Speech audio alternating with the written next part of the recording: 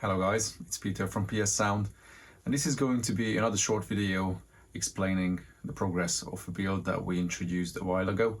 But I wanted to have an introduction to this other than just walking around in the workshop and then showing the car. I have to have a small introduction because whenever I refer to the car showing pictures of the progress, well, unfortunately I won't be able to put those pictures into the video or to the end of the video, because even the owner doesn't even know yet that I lost the SD card that we have in our cameras. I never had anything like this in the last 3 days. I was turning everything upside down and I have no idea where the SD card is with all the build pictures. So sadly, this part of the build where we installed the front sub, we had many pictures of that. That's not gonna be shown, sadly. Or the build of the sub enclosure, which is a very solid structure that turned out really well, you will see from the video. But you will have a bit of demo video separately of this car, and we will surely have this car back next year when we will finish the boot build. But we will see, we will talk about that, what the plan for this car is. So for now, enjoy the walk around, and then I promise I will deliver more videos now during Christmas time for your entertainment. They will be very simple videos. I'm not going to go crazy with editing anything, just easy walk around videos in the workshop showing them some crazy builds are going to come, because we've been really busy lately. We've done so many cars that I couldn't even keep up with how many things we've done. But yeah, in this one, enjoy the ST500, and then hopefully, you know, it's good inspiration for you guys. You pick up a few ideas what you can do in your own cars. Other than that, yeah, that's pretty much it for the introduction, and enjoy the following 15 minutes. Many of you could see the previous chapter. You can also find a link to that, to the playlist of this car in description. So now this is, yeah, evolving and looking more like a complete system. Well, not quite, but I'm going to explain what we did in the last few days on this car, because unfortunately we can't find time to do everything on it. And so also sometimes for a few customers, big builds like this have to happen in stages because of mainly financial reasons, because let's face it, it takes a lot of time to build complex system. So this time we have a sub box at the back. That looks like a small sealed box, and it looks like it only starts from that line, but there's another 4 inches going down. We just have a 1-inch ply mounted to the amp rack, which was done when the amp rack was built. So this way we can bore the whole sub box from the front, and we also have a bracket right at the, if you can see it down there, hang on. We also have a bracket down there where it's bolted down that way too, so this sub box is not going anywhere. Also, if we are here in this video, I'm also going to mention that we have a DC-DC charger, because this crazy 100 amp hour lithium battery may be a bit overkill. Most people would say, why do we need such thing for a system like this? It's never a bad thing to have a second battery, especially close to the amplifiers. 100 amp hour lithium, yes, excessive. Even a 50 amp hour lithium would be perfectly enough linked to the front. But the owner had previously a Ford Orion. You could see videos of that on the channel, and that car had a really small alternator, and it didn't quite look like it was possible to upgrade that. So in order to take the stress of the alternator with a, you know, heavy system, he came up with this solution. So this way the alternator only sees maximum 30 amp load, which is perfectly enough to charge the battery and keep it floating at 13.2, 13.3, I think that lithium is floating at, which has Bluetooth connection as well, so he can monitor the battery from his phone. It's a beautiful thing. It's pretty common these days with most lithium batteries. You can also buy a shunt, and then you could also measure the current draw you are having while playing your system. So it's worth to look into it, because lithium is getting cheaper and cheaper. So because we had this system from the previous car, it was a no-brainer to put it in here, and this way we can play music from that pretty much 8 hours without dropping below 13 volt. I was tuning the system yesterday.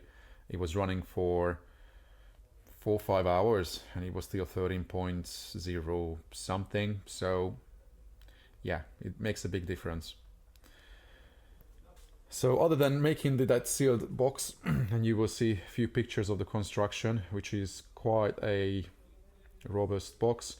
It has somewhere 2, somewhere 3 layers for the buffle, a lot of bracing, and edge support all around. So we are not bonding sheets just on the 3/4 inch wall. We have double layer inside around all the corners. So we definitely seal all the edges and bond them together properly. Now it's not trimmed yet because you won't see anything from that box structure at all. We will have trim panels covering it, which will be another chapter. We will have another time when the car will come back and then we will make it look pretty with lights, plexi, trim panels, whatnot. And we will also have to integrate rear field speakers somehow. We will figure that one out at another stage. I'm going to go through it again because the layout slightly changed in terms of signal processing. So now we have a DSP Pro, well, we still have the DSP Pro Mark 1, which is 10-channel DSP. Everything runs fully active. So on the first 6 channels, we have tweeter pair, mid pair, and mid bass pair coming out, and tweeter and mid runs from that 4-channel Steg amplifier.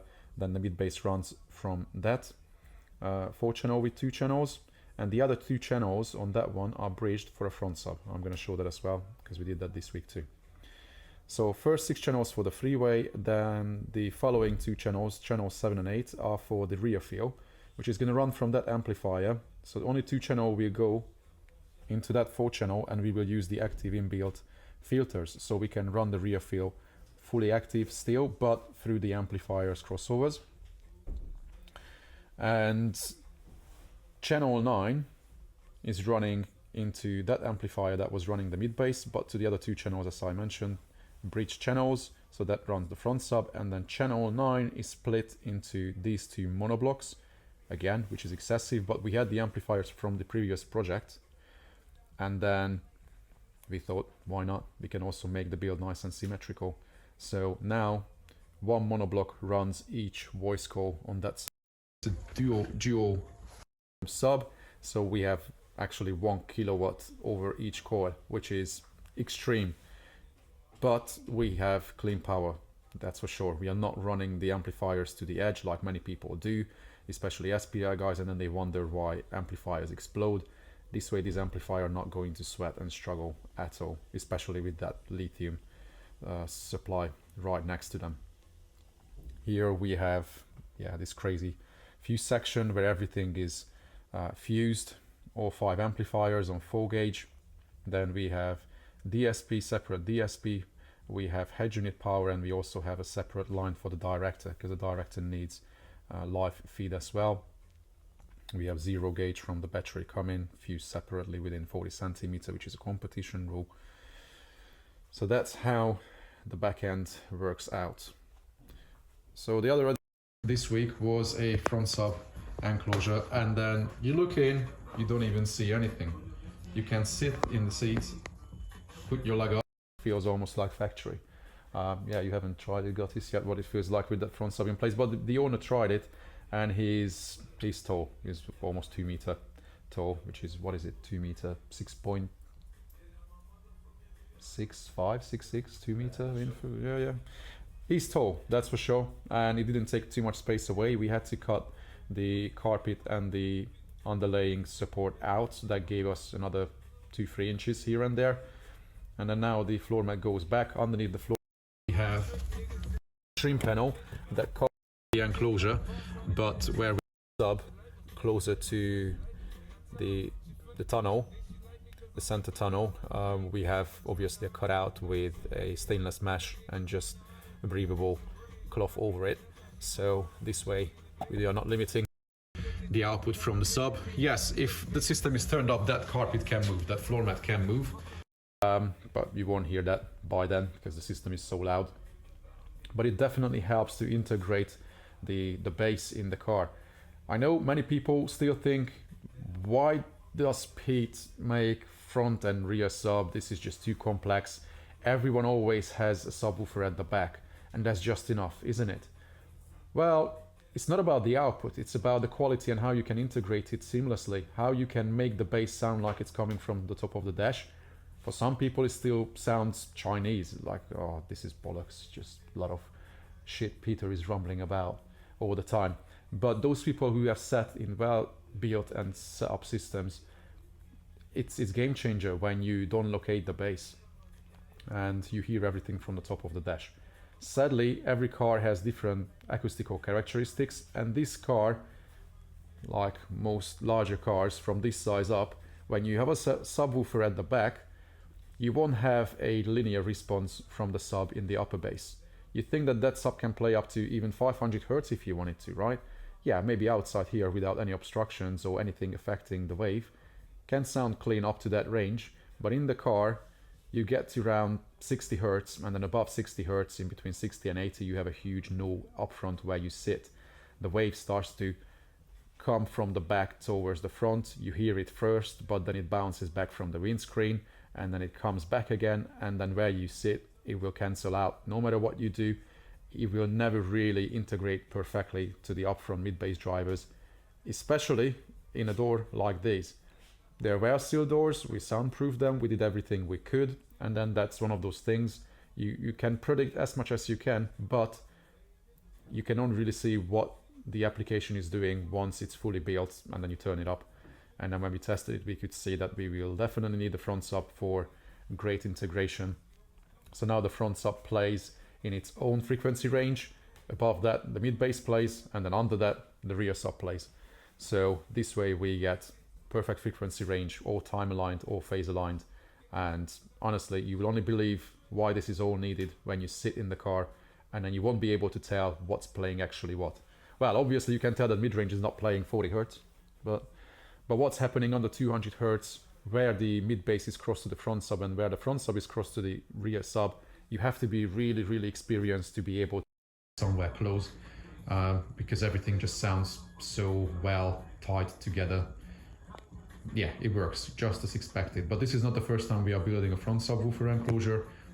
Know more about why a front subwoofer is needed. We have a separate video. I think it's called something like everything you have to know about the front sub or something like that. Yeah, where you go to the fabrication tricks and tips, to that playlist on the channel. You will easily find that. Well, you know what, I'm gonna drop a link to that in the description, then you can just click on that. It's an hour-long video. It shows the whole construction, how it was done in that BMW 6 GT. I explain the response and whatnot. It's complex, like most of the things on the channel, but then that's where some people get inspiration from. So for now, there's not much else I can show from this build. Nothing else changed because the front end was done at the previous stage. We have these really OEM plus looking pillars. Well, I mean, yeah, everyone can tell when they sit in that they are custom, but once you look from the outside, most people can't even tell we have anything on the pillars because we made them blend in with speaker cloths. Yes, many people were looking at the aiming of the mid-range, but it was tricky because if we want to compete with the car, then you have to stick to the 40mm rule that EMA has, that they measure from the little dots on the windscreen 40mm out, and from listening position, if the speakers block that line, then you lose points, many points. Every speaker is 3-point loss, and that's big. So we had to stay within that, and that was the only way to do it if we had the mid off axis, and that's just fine. To be fair, we are, you know, way below beaming point where the mid-range start to beam, so you can easily play them up high to integrate them to the tweeters. The tweeters were more on axis, good within 20 degrees, so we get great detail from the top end from the tweeters. They are, I'm not even sure which Steg, but they look a bit like the old Utopia, the Mark 1 generation Utopia inverted domes, and they sound really clean and they have great extension all the way up. Just very clean sounding tweeters with great detail. I like them a lot. Mid bass is in the door as I mentioned. Front sub is now completely hidden. We also fitted the director nicely as the owner requested, so now it can be hidden. We retained the factory trim, this little panel, which is rare. This ST500 is very rare. Only obviously 500 was made in Tony. Yes. Actually, here it says 1/500. No. That's not. No, it's not number one. Okay, that would be crazy. No, it's not actually number one. It would probably be worth 5 times more, huh? Yeah, probably, yeah. It's So, one of 500. Okay. Yeah, a lot of people can say, yeah, I've got number one. That looks better than saying 79 or something. Yeah, But yeah, how many are there on the road right now? On the road, I think it's about 290 left on the road. Yeah, and in what state? That's another story. Yeah, exactly. Yeah, all different. Yeah. So, yeah, there are not many. So we have to try to look after the car as much as we can. Although yes, we cut the carpet, but it's not something that cannot be put back to factory. Plus, the owner is not planning to sell this car. He loves Fords, and this is a keeper. It's a beautiful drive. He has a head unit, Pioneer head unit, for convenience, because that fully integrates to the steering wheel.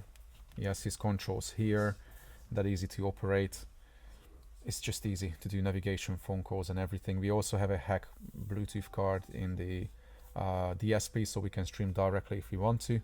But other than that, like now, an iPad, iPhone, anything can be connected to it. He 3D printed this himself, where he can slot the phone in, and then he can have the running and full integration. So this system is right now, guys. Check out the links, as I mentioned, if you want to know more about this car. You can also check out the link to Patreon channel. If you haven't heard about it, we have our channel running on Patreon. Right now we have more than 250 members. Many people who take advantage of the content that's shared there. We have weekly topics, behind the scene content, like from this build as well. We have daily updates showing how things work, what to look out for, what works, what doesn't work. We even figured some things out as we were building, some things that didn't work out the way we wanted, and then people can learn from that. And we will also have the RT evaluation of this car on Patreon, where you can see how this system gets tuned and pulled together, how the speakers work out, how they integrate, how the cabin actually works with all these speaker locations. So I'm gonna leave it here for now, guys. Hopefully you like the video.